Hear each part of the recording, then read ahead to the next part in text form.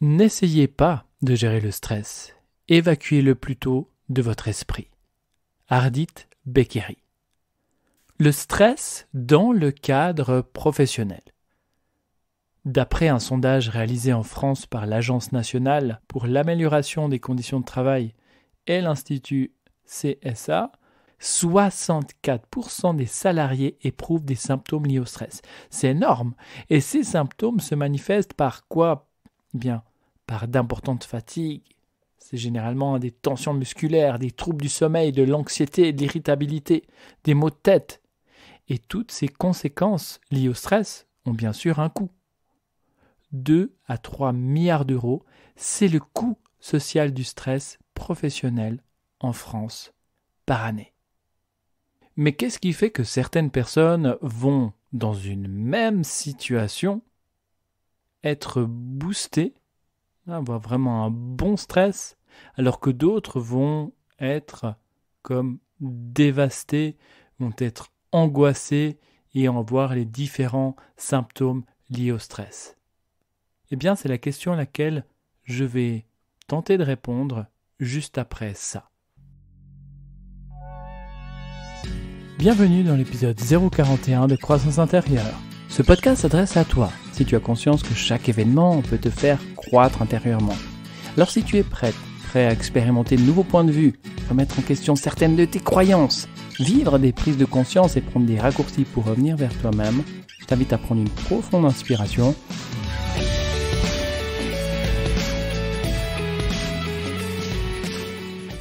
Alors oui, le stress peut être la source de beaucoup de problèmes, mais il me semble important de préciser quand même que c'est seulement lorsque le stress perdure qu'il peut être néfaste. À court terme, le stress n'est pas vraiment mauvais. Je m'explique. Le stress, c'est une solution d'adaptation, une réponse à un événement, à une situation qui nous permet de faire face aux défis de la vie quotidienne. Et lorsqu'il y a le stress, eh bien, il y a des substances chimiques qui sont libérées. Et ces substances chimiques, eh bien, elles permettent de procurer un surplus d'énergie, vraiment un regain d'énergie, de force, pour être dans les meilleures dispositions possibles pour soit fuir, soit combattre, dépendamment de la situation extérieure. Le stress peut nous donner un coup de boost lorsqu'il y a beaucoup de travail, par exemple. C'est un petit peu comme si tu prenais un élastique. Imagine, tu prends un élastique et que tu tends cet élastique. Et à un moment donné, tu relâches l'élastique et il se détend. Ça, c'est le bon stress. Mais si la surcharge de travail, de pression, de tension perdure, l'élastique se tend encore jusqu'au point de rupture.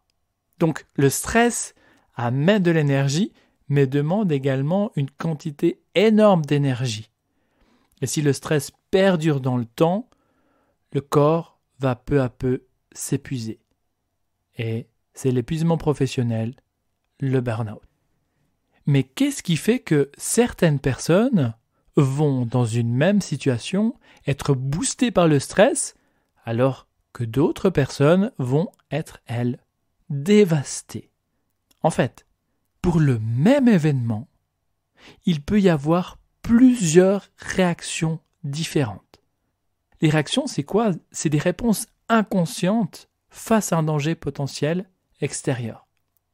Et chaque réaction, quelle qu'elle soit, est une réponse de stress pour tenter de trouver une solution d'adaptation.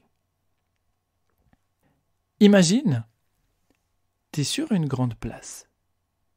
Tu es dans une ville, sur une grande place. Tout est grand ici, une grande ville, grande place. Et il y a un gars qui commence à crier sur les passants, à hurler dans la rue. Et toi, lorsque tu vois ça, eh bien, tu peux avoir 3 réactions possibles. La première, c'est « je fuis ». Il y a un fou Qu'est-ce qu'il va me faire celui-là? Je fuis. La deuxième réaction, c'est mais c'est qui celui-là? Il veut quoi? C'est quoi son problème? Je vais remonter mes manches, je vais aller lui en coller une, je vais combattre la situation parce que je me sens capable de l'affronter.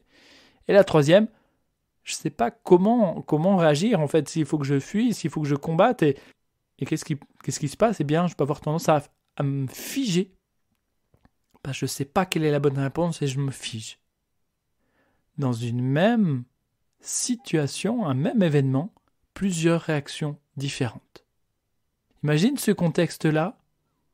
Sur une grande place, il y a quelqu'un qui hurle, eh bien tu verras qu'il y a des personnes qui vont avoir tendance à fuir, d'autres personnes qui vont avoir tendance à s'énerver, qui vont monter le ton et puis qui vont aller contre la menace, et d'autres qui vont se figer. Et peut-être d'autres encore qui vont rigoler. Mais quoi qu'il en soit, on a une situation et plusieurs réactions différentes. Donc, c'est pas la situation extérieure qui va définir la réaction qu'on va avoir et l'intensité du stress. Mais c'est plutôt comment on le vit. Comment on vit cette situation à l'intérieur de nous. En fait, tout dépend de l'histoire que l'on se raconte à l'intérieur de nous. Est-ce que je me sens capable ou non? Est-ce que je me sens assez fort ou non?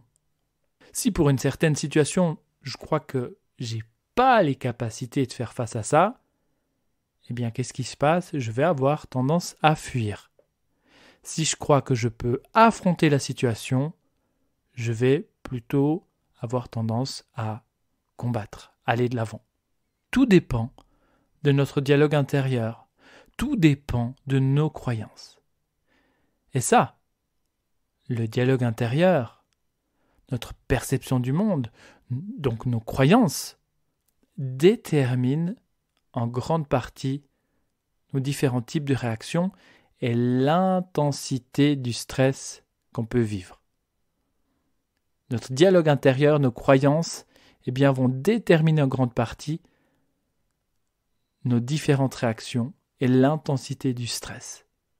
Le stress se manifeste généralement lors d'une situation, c'est quand il y a une situation qui est plus ou moins contraignante, pour laquelle, dans cette situation-là, je dois trouver quelque chose pour m'adapter. Donc, plus on va croire notre capacité de traverser une situation facilement, moins on va générer de stress. Et moins on se sent capable d'affronter un événement, plus on va se sentir stressé. Je vais revenir sur ce point tellement il est important à comprendre. Plus on croit en notre capacité de traverser une situation facilement, moins on va générer de stress. Puisque je me sens capable, on se sent capable d'affronter ça. Il n'y a pas besoin de davantage d'énergie ou de force pour traverser la situation qui peut être vécue, au fait, plus ou moins sereinement. On se sent capable, on a la capacité de traverser ça plus ou moins facilement. Et moins on croit en notre capacité à affronter une situation, plus on va se sentir stressé, tendu, anxieux. Pourquoi? Parce qu'il est nécessaire d'avoir davantage d'énergie et de force pour affronter la situation. On doit s'adapter à la situation. Donc si je dois m'adapter à la situation, c'est que je pense, juste avant de devoir s'adapter, c'est que je ne suis pas capable de l'affronter telle qu'elle, avec ce niveau d'énergie, avec cette force-là. Et c'est le stress qui va m'aider à pouvoir m'adapter, qui va m'aider à me transmettre l'énergie nécessaire, la force pour affronter la situation. Pour bien comprendre ça, imagine la scène suivante. Tu conduis sur une route, c'est une route droite, une route de plaine, une route droite, plate, très monotone. Ça va tout droit, tu gardes le pied sur l'accélérateur, à une vitesse tout à fait stable, tout est OK. Là où tu te diriges, tu vois devant toi c'est plat, tu peux avancer sans vraiment d'effort. Tu maintiens ta vitesse, tout est OK. Tu es détendu, calme, serein. Maintenant, imagine une autre situation. La route qui était droite devant toi, commence à monter très brusquement. Et très brusquement, pour pouvoir monter, tu dois appuyer beaucoup plus sur les gaz. Donc tu dois mobiliser beaucoup plus de force et d'énergie pour monter, continuer ton chemin qui est en train de monter avec cette pente très raide. Dans cette situation, on doit s'adapter. La question intéressante à se poser maintenant, c'est si le stress est lié à notre capacité à croire en nous ou non, on peut se poser la question, mais d'où viennent nos croyances et d'où vient la nature de nos pensées? D'où vient cette petite voix qui nous fait sentir que nous sommes capables ou non, qui nous fait dire que ça tu peux le faire, ça tu es capable, ça non tu es pas capable? C'est la question à laquelle je vais tenter de répondre dans le prochain épisode.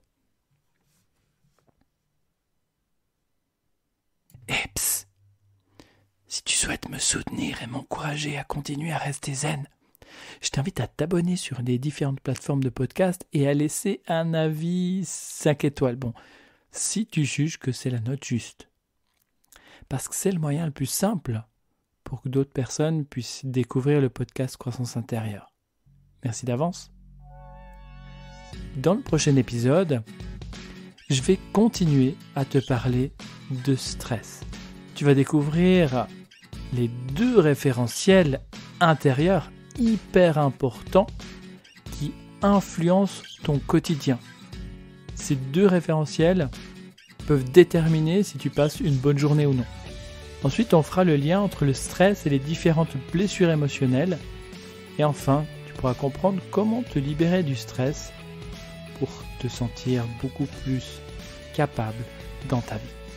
Alors, on se retrouve dans le prochain épisode et d'ici là, et jusqu'à notre prochain rendez-vous, au travers des différents événements et situations que tu vis, continue sans cesse de croître intérieurement. Merci.